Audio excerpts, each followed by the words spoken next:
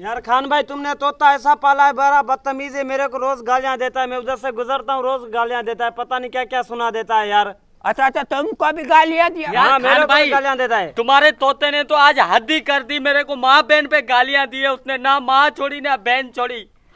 वल्लाह कसम इतना बदतमीज। हम तुमको एक बात बताते हैं, कल तोते का कल का बात है। वो आजम खान नहीं है, वो गुजरा। हाँ हाँ, तोते के सामने से उसने उसको गालियां दिया, ठीक है। तोते हाँ? ने गालियां दिया तो वो हमारे पास शिकायत लेकर आया। फिर आज क्या हुआ, हमने तोते को डांटा, बहुत डांटा, ठीक है। हमने बोला तुम ऐसा नहीं किया करो, गालियां नहीं दिया करो। तो वो आजम खान फिर से वो तोते के सामने से गुजरा, तोता कुछ नहीं बोला। जब आजम खान थोड़ा आगे गया तो उसने भी अखरोट के बच्चे ने पीछे इस तरह से तोते को देखा। तोता फिर हंस कर बोलने लगा, समझ तो गया होगा तुम। अब ये तो काम